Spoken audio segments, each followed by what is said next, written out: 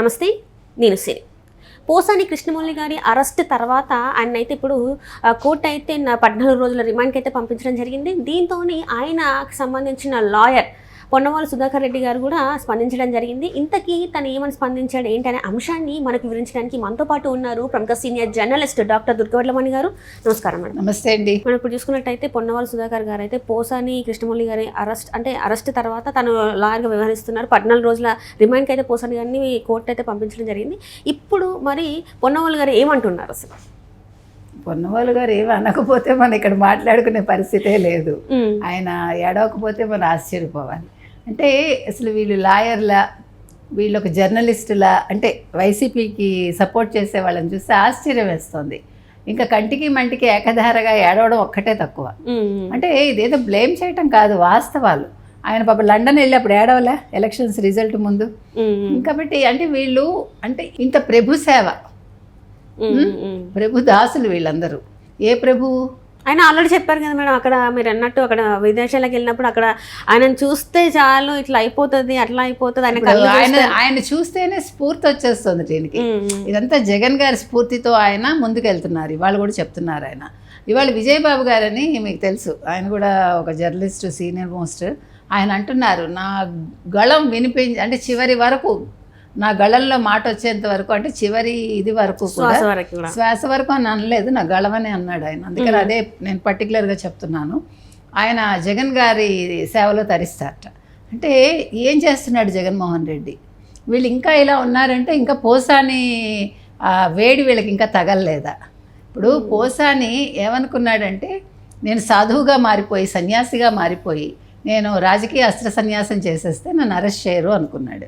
కానీ ఆ వీడియోలు ఒక్కసారి వింటే కనుకైతే సభ్య సమాజం సిగ్గుతో చచ్చిపోవాలి, తల దించుకోవాల్సిన విధంగా ఆయన మాట్లాడాడు. అంటే చాలా బలంగా డబ్బులు ఇస్తే బలంగా మాట్లాడతారు అన్నదానికి ఆ వీడియోలన్నీ తార్కాణం. ఒక వీడియోనా, ఎన్ని వీడియోలండి? మీరు జస్ట్ చూడండి. అవి వింటుంటే అసలు మనకి ఏంటి అసలు ఒక మనిషి అనిపిస్తుంది. ప్రతి ఒక్కరి గురించి అంతే మాట్లాడాడు కదా తను. వీళ్ళు ఏమీ అది అతీతం కాదన్నట్టు ప్రతి ఒక్కరి గురించి ఆయన అలానే మాట్లాడడం జరిగింది కదా. అదే వీళ్ళకి సంబంధించే, ముఖ్యంగా పవన్ కళ్యాణ్ గురించి మాట్లాడాడు. భార్య పిల్లల్ని తీసుకురావటం ఏంటమ్మా, ఎంత ఇవాళ వింటే ఆ వీడియో అసలు ఒళ్ళు అంటుకుపోతుంది ఇలాగా.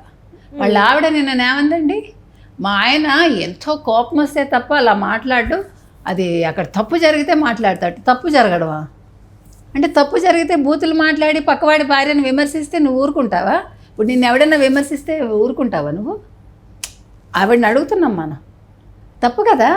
మీరు అసలు ఆడవాళ్ళ జోలికి ఎందుకు వెళ్తారండి? మీవి మీరు చూసుకోకుండా పార్టీల పరంగా మాట్లాడాలి, రాజకీయాలు మాట్లాడుకోండి. సరే, నువ్వు నెక్స్ట్ ఎలక్షన్స్లో చూస్తాను, నువ్వు నిల్చుని గెలుస్తావా అను పదాలు ఉన్నాయి కదా.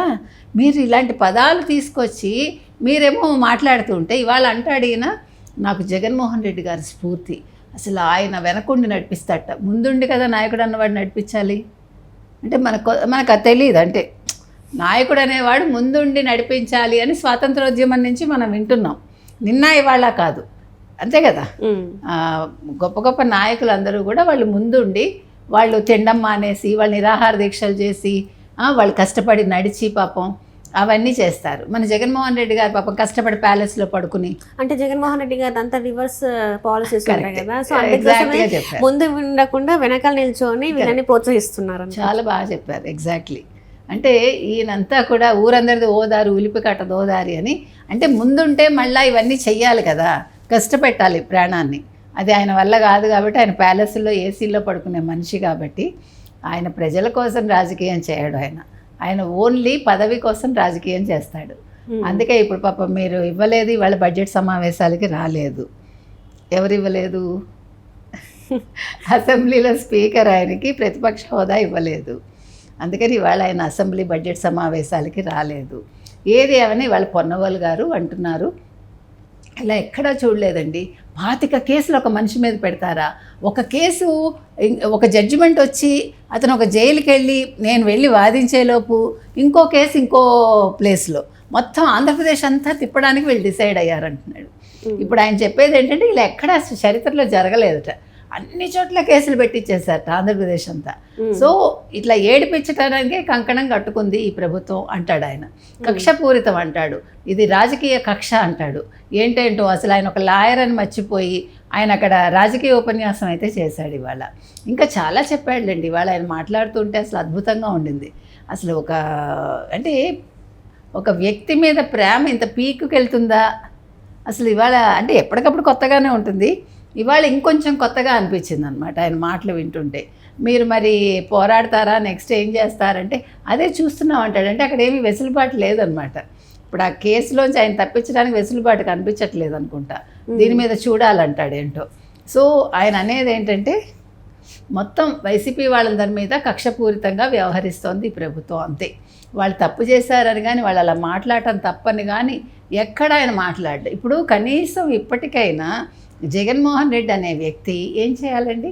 సరే మీరందరూ మాట్లాడారు, అయిపోయింది, ఇప్పటికైనా మీరు కొంచెం మారి మంచిగా మాట్లాడతామని చెప్పండి అని చెప్పాలా? ఇది కానీ పోసాని ఊహించింది మాత్రం భలే జరిగిందండి. అంటే అరెస్ట్ కారనుకున్నారు, ఇంకా మొత్తం రాజకీయాల నుంచి తప్పుకుంటే నా వైపు ఎవరు చూడరు అని అనుకున్నారు. కానీ ఇదే లిస్ట్ లో ఇంకొంతమంది పేర్లు వినిపిస్తున్నాయి, కొంతమందికి నోటీసులు కూడా జారీ చేశారు. చాలా మందికి ఇంకా ఉంది, మనం నిన్ననే అనుకున్నాం కదా. సో ఇప్పుడు మరి కొత్తగా ఇప్పుడు మనం ఏమనుకున్నాం అంటే ఏదో ఒక నాని, అంటే కొడాలి నాని కావచ్చు, పేరు నాని కావచ్చు అని అనుకున్న సందర్భంలో కొత్తగా ఇప్పుడు గొర్రెట్ల మాధవ్ గారి పేరు. మీరు ఒకటి గమనిస్తే ఇప్పుడు ఇవాళ ఎవరు కొన్నవాళ్ళు అంటారు, ఆయన ముందు నువ్వు వెళ్ళి నువ్వు న్యాయాన్ని నువ్వు అక్కడ బతికించు, నువ్వు వెళ్ళు అని ఆయన దిశానిర్దేశం చేస్తారు జగన్మోహన్ రెడ్డి. ముందు ఏదైనా కేసు రాగానే ఈయన్ని వెళ్ళమని చెప్తాట పాపం. అంటే పొన్నవోళ్ళకి ఇచ్చిన పాత్ర చాలా ఆయన చక్కగా పోషిస్తున్నాడు. వాళ్ళకి బెయిల్ వస్తుందో రాదో తర్వాత విషయం, కానీ ఆయనకి ఇప్పుడు చేతి నిండా పని. అంటే వల్లభనేని వంశీ గారి కేసు కూడా ఈయనే చూస్తున్నారు, అందరూ ఈయనే చూడాలి చెప్తున్నారు జగన్మోహన్ రెడ్డి గారు, నువ్వే చూడాలని. కాబట్టి ఆయన ఇప్పుడు చాలా వేడెక్కిపోయి ఉన్నాడు ఆయన మనిషి. సో అందరికి మరి చూసుకుంటూ రావాలి. ఇప్పుడు కాదు, ఇంకా ఆయనకు అర్థం కావట్లేదు, ఇంకా ఒక్కొక్కటి పీకకి చుట్టుకుంటాయి. ఆయన ఇందాక అన్నట్టుగా నేను అంటే పరిగెట్టాలి ఆయన. ఇప్పుడు ఈ కేసు వచ్చింది అని అక్కడికి వెళ్ళేసరిగిట, ఇది ఇంకా దీనికి బెయిల్ వచ్చేలోపు అక్కడ ఇంకో కేసు ఉంటుందిట, అక్కడ పరిగెట్టేలోపు ఇంకో ఊర్లో ఇంకో కేసుట. సో నన్ను మొత్తం అంటే రాష్ట్రం అంతా తిప్పుతున్నారు, ఆ మురళిని నన్ను, కృష్ణమురళిని నన్ను అంటున్నాడు. సో మొత్తానికి అంటే జగన్మోహన్ రెడ్డి నేర్పించిన పాఠాలేగా ఇవన్నీ ఎవడు కొత్తగా. ఇప్పుడు ఈ కేసులు పెట్టిన వాళ్ళందరూ జెన్యున్గానే పెట్టారుగా. నువ్వు పవన్ కళ్యాణ్ గురించి మాట్లాడితే సరే, వాళ్ళ కుటుంబ సభ్యుల గురించి మాట్లాడావు చూడు, అది అందరినీ చాలా. ఆ రోజు అందరూ కూడా కేసు పెడితే మీరు పట్టించుకోవాలా, ఈ ప్రభుత్వం పట్టించుకుంది కాబట్టి మీ అందరి తాటా తీస్తున్నారు. కాబట్టి ఇప్పుడు పొన్నవోళ్ళకైతే చాలా బిజీ షెడ్యూల్ అండి. ఇంకా ఆయనకు ఊపిరి తీసుకోవటానికి కూడా టైం ఇవ్వరు జగన్మోహన్ రెడ్డి, ఎందుకంటే అన్ని కేసులు వస్తాయి వన్ బై వన్. ఏదైనా ఇవాళ పొన్నవోలు చాలా అద్భుతంగా మాట్లాడాడు, అద్భుతమైన వివరణ ఇచ్చాడు. ఆయన ఒక లాయర్, నేను ప్రతిసారి మర్చిపోయినట్టు ఇవాళ కూడా మర్చిపోయాడు. జగన్మోహన్ రెడ్డి గారు ఆయన శ్రీశ్రీ కొటేషన్స్ అన్నీ చెప్పాడు. అసలు శ్రీశ్రీ గారు బతుకుంటే ఆయన ఇవాళ చచ్చిపోయి ఉండేవాడు, నేను సీరియస్గా చెప్తున్నా. ఎందుకంటే అసందర్భ ప్రేలాపనలాగా అసలు శ్రీశ్రీని తీసుకొచ్చి ఇక్కడ ఆపాదించేసి జగన్మోహన్ రెడ్డికి వీళ్ళందరికీ పాపం కదండి. అసలు శ్రీశ్రీ చెప్పింది ఏంటి, ఈయన దాన్ని వీళ్ళకి అప్లై చేయటం ఏంటి, ఇలాంటి ఏమనాలి బూతులు మాట్లాడిన వ్యక్తులకి అన్ని దుర్మార్గం అంతా తెలుగుదేశం కూటమి చేస్తోందిట. అసలు ఆయన మాట్లాడుతున్నాడు ఇవాళ. ఏది ఏమైనా పొన్నవోలు ఇవాళ మీరు ఒకసారి వీడియో వింటే కాసేపు ఎంజాయ్ చేయొచ్చు. Right, thank you so much.